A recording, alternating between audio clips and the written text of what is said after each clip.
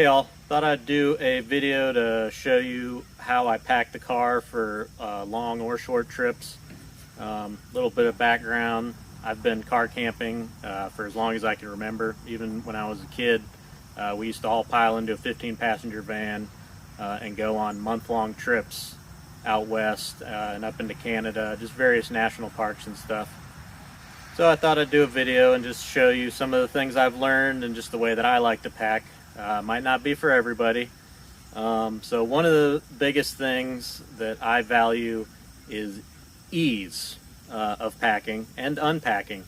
So that's why I love using boxes. I like to keep things modular.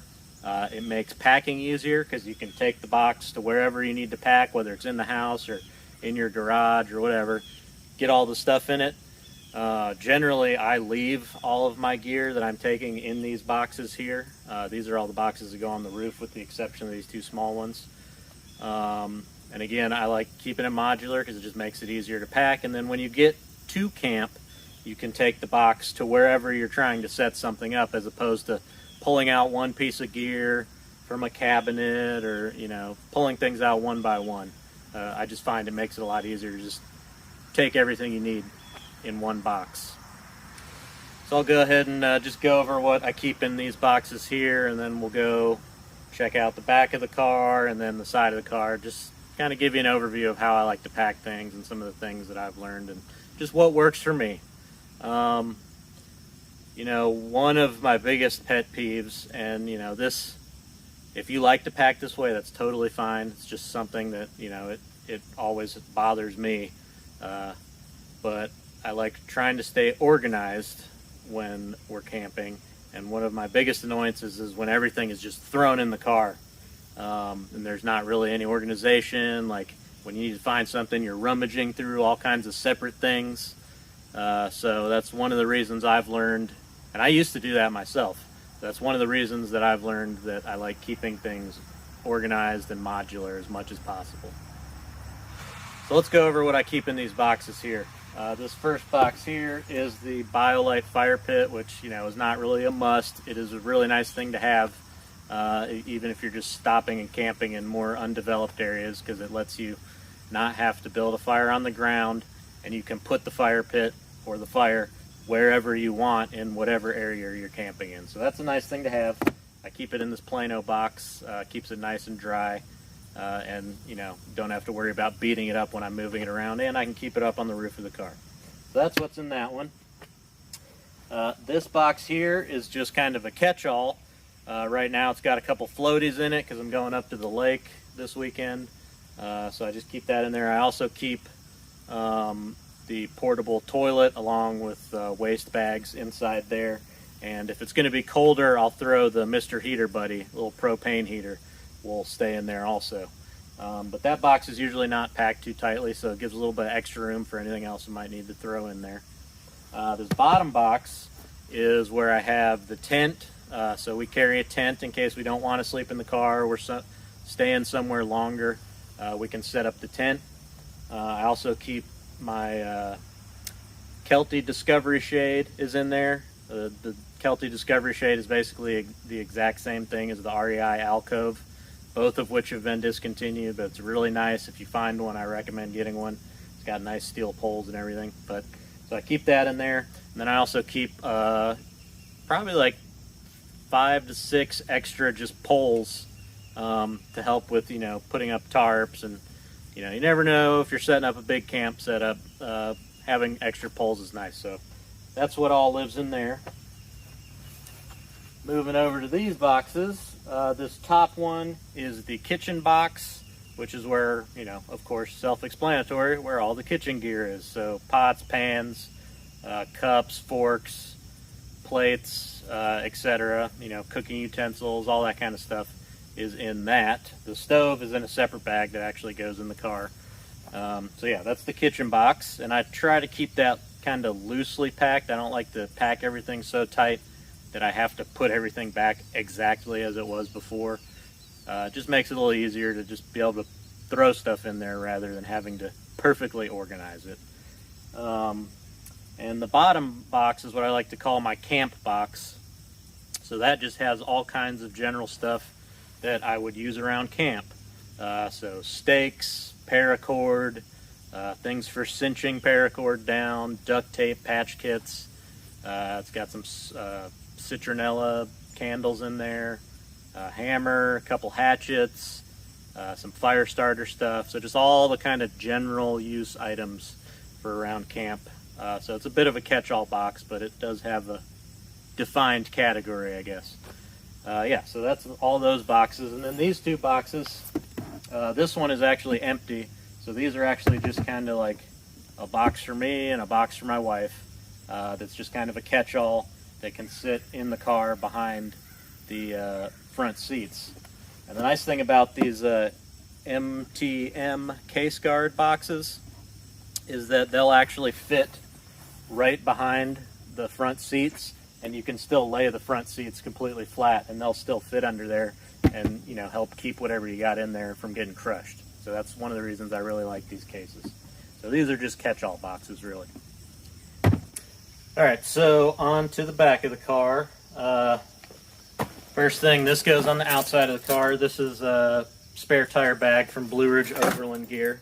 And inside there, just keep a couple outdoor rugs, which are nice to have underneath the awnings on each side of the car. Keep things from getting muddy, etc. Just nice to have outdoor rugs. And then I've got the little shower platform stand that I made, which is for the shower stall that folds off the side of the car. So those things stay on the outside of the car on the lift gate, because it doesn't matter if they get, you know, if they're exposed to the elements.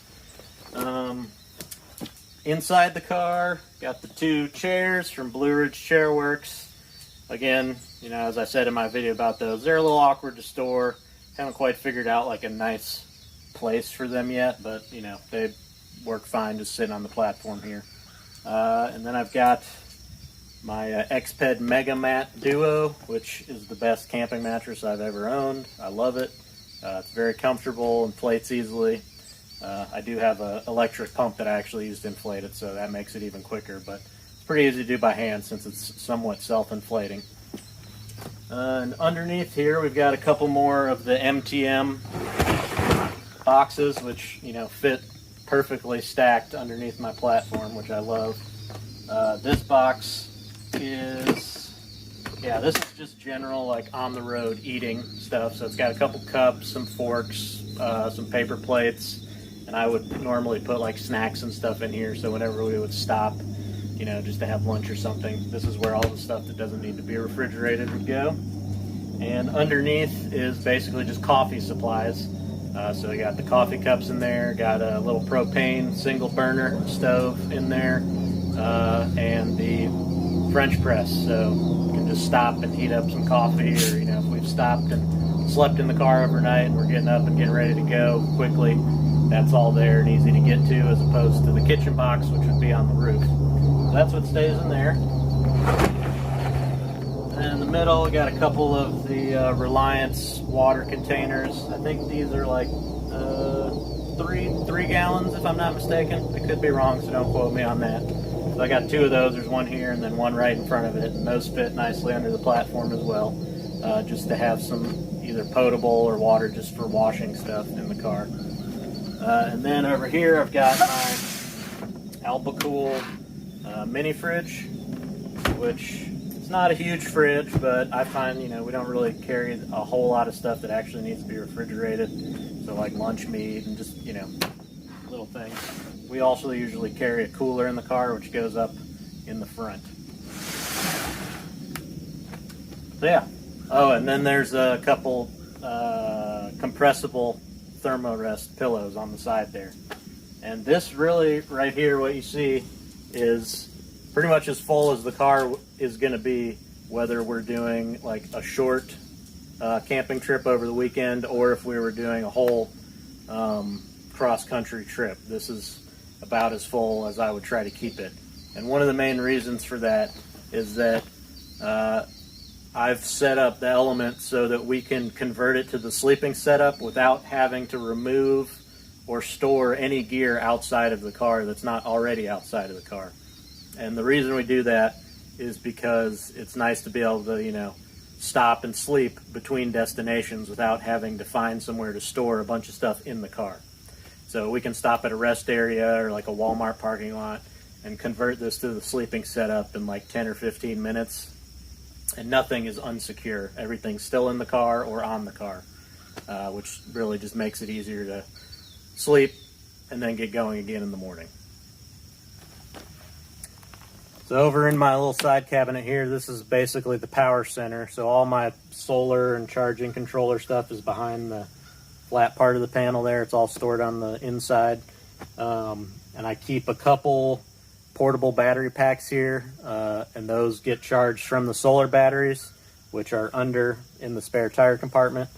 And the reason I like having those is that, you know, they're easy to carry around camp. So if I need to inflate something, I don't have to be right next to the car. I can just take that and go and, you know, run the portable pump or whatever. Or if you're just trying to charge your phone or something, you can just take it over to the picnic table, plug your phone in, and you're good to go. So I got 2 of those little battery packs, and just keep a bunch of USB cables and stuff up in here for charging.